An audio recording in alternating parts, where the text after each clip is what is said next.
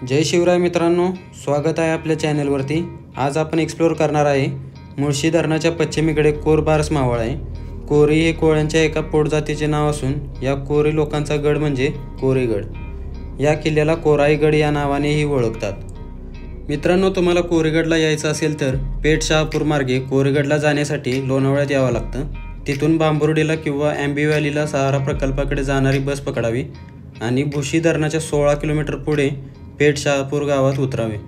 या गावातून सरळ जाणारी पायवाट आपल्याला पायऱ्यांपाशी घेऊन जाते।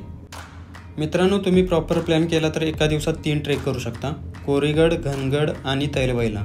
किंवा घनगडला जाताना इकोलो व्हॅली करू शकता। इकोलो व्हॅलीचा व्लॉग आपल्या चॅनलवरती आहे, तो तुम्ही पाहू शकता। मित्रांनो, आम्हाला कोरीगडला येण्यासाठी लेट झाला म्हणून गडाच्या पायथ्यालाच टेंट लावला आणि झोपलो। गडावर जेवणाची सोय नाही म्हणून पेठ शहापूर गावातील हॉटेलमध्ये जेवण केलं आणि ट्रेकला सुरुवात केली। कोरीगडाचा इतिहास पाहायचा म्हटलं तर इतिहासात फारसा कुठेही उल्लेख नाही। गडावरील गुहा गड प्राचीन असल्याचे सिद्ध करतात। इसवी सन 1486 मध्ये हा किल्ला निजामाने कोळी राजाकडून जिंकला।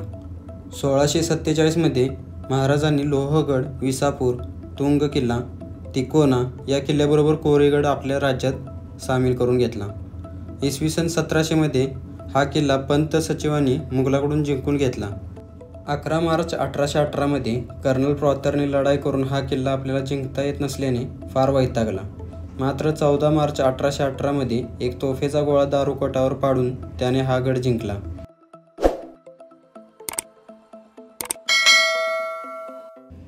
पेठ शहापूरच्या वाटेने पायऱ्या चढताना उजव्या बाजूला 2 खांबावर तोडलेली एक गुफा लागते।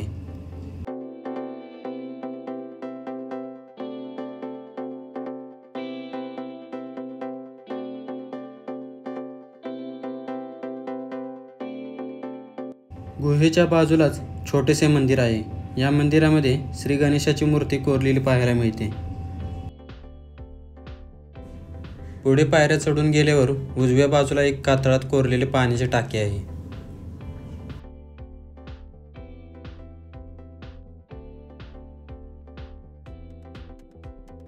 टाके पाहून पुढे गेल्यावर डाव्या बाजूला एक गुहा आहे। या गुहेमध्ये समोर खालच्या बाजूला एक पाण्याचे टाके आहे।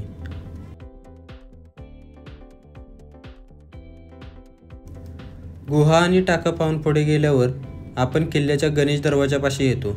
या पूर्वाभिमुख गोमुखी दरवाजाच्या संरक्षणासाठी 4 बुरुजांची योजना केलेली आहे। प्रवेशद्वारातून किल्ल्यावर प्रवेश केल्यावर दोन्ही बाजूला पहारेकऱ्यांसाठी देवड्या आहेत।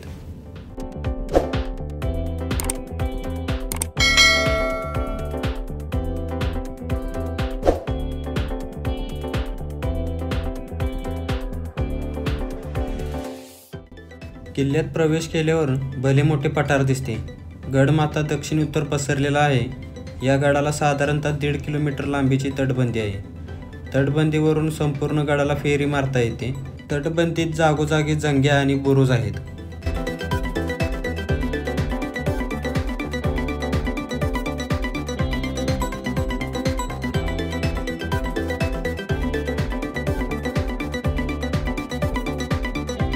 गणेश दरवाजाने वर आल्यावर समोरच महादेवाचे मंदिर दिसतं। या मंदिराच्या अंगणात 4 ओतीव तोफा ठेवलेल्या आहेत।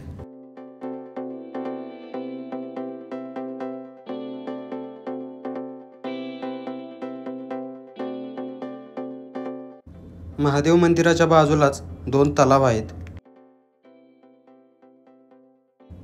तलावांजवळ वाड्यांचे अवशेष आढळतात।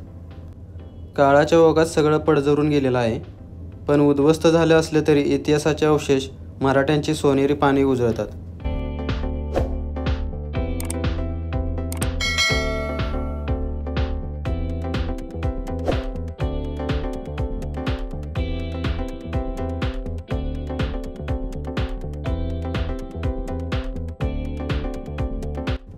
गडाच्या पश्चिम कड्याच्या उत्तर भागात काही छोट्या गुहा आहेत। ह्यालाच गणेश टाके असेही म्हणतात।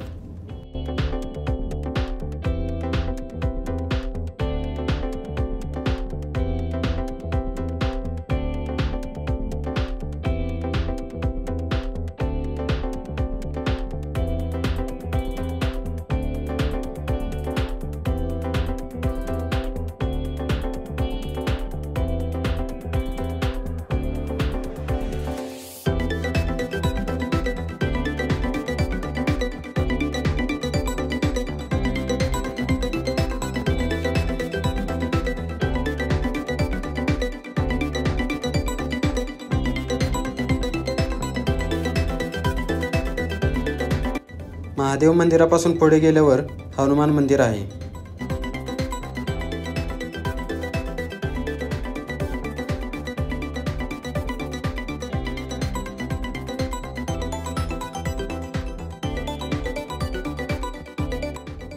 हनुमान मंदिराच्या दक्षिणेकडे गेल्यावर कोराई देवीचे मंदिर आहे। मंदिराचा जीर्णोद्धार केलेला आहे। कोराई देवीच्या मूर्तीची उंची साधारणतः 4 फूट एवढी आहे।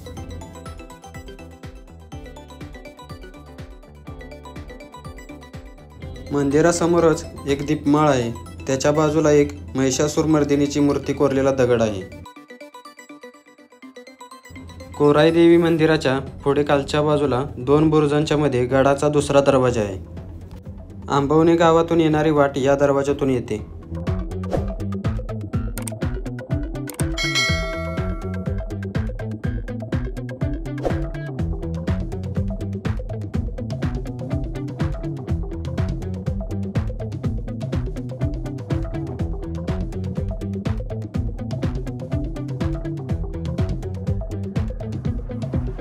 दुसऱ्या दरवाजापासून थोडे पुढे चालत आल्यावर एका चौताऱ्यावर लक्ष्मी तोफ पाहायला मिळते। गडाच्या दक्षिण बाजूला गेल्यानंतर आपण एका टेहळणीच्या बुरुजावर पोहोचतो। इथून आजूबाजूचा परिसर एका नजरेच्या टप्प्यात येतो।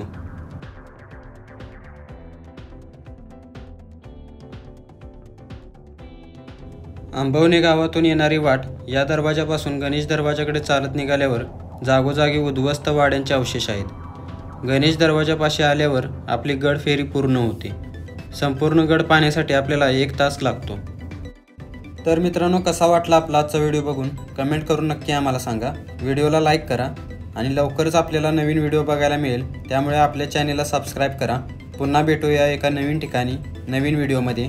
जय शिवराय, जय शंभूराजे, जय हिंद।